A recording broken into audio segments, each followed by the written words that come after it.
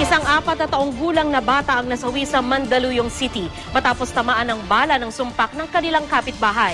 Lasing daw ang suspect na hawak na ng mga pulis sa ngayon. Narito ang aking report. Wala ka ng hustisya, Dilo. Wala kang kasalanan. Habang nagsasaya ang marami sa ating mga kababayan, naghihinagpis naman ang ama ng 4 na taong gulang na si Rangelo Nimer. Pumanaw si Rangelo matapos tamaan ng sumpak bandang alas 9 kagabi sa Barangay Addition Hills, Mandaluyong City. Hindi na ito umabot ng buhay sa ospital matapos magtamo ng ilang tama sa ulo, katawan at braso. Tapos sabi niya, Papa, ihilang ako. Yung anong yun, sabi ko, lalabas ka na naman. Papa, hindi ako lalabas, dito lang ako, hindi ako alis. Bago maya nun, mga minuto lang talaga may sumundo sa aking mga bata. Sabi, si Gilo naputukan. Hindi pagtingin ko nga doon sa may pinto namin, wala na siya. Naglambing sa akin. Sabi niya, Pa, ilang taon na ako ngayon kasi matano nga siyang bata. Alam niya maghahati yung taon. Sabi niya, Pa, ilang taon na ako ngayon. Sabi ko, po ka na, magpa-5 ka na sa isang taon. Sabi ko, bukas magpa-5 ka na. Kanina dumulog sa Mandaluyong pulis ang ama ng bata.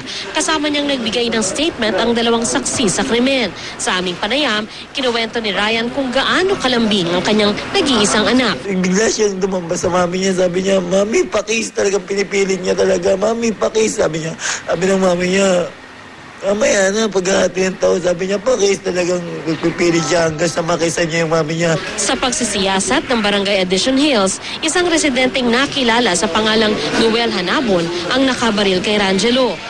Tinuro nila sa amin ang lugar kung saan nangyari ang insidente at ipinakita sa amin ang bakas umano ng mga bulitas mula sa sumpak. Ayon sa isang testigo, ang sumpak na gamit ng suspect ay naglalabas ng 12 bulitas sa isang putok. Bago raw tumakas si Hanabon, nasabi pa umano nitong hindi niya sinasadya ang pangyayari. Bakal Honda, hindi naman alam namin na ano yun, na pumuputok. Yan nung gano'n niya bakal, inayos niya gano'n, nilakpasan niya yung bata eh. Sa tindahan yung bata, isang step eh. Nung mapansin niya yung batang bumulagta, bumilta siya, dinampot niya yung bata. Na gumulong eh.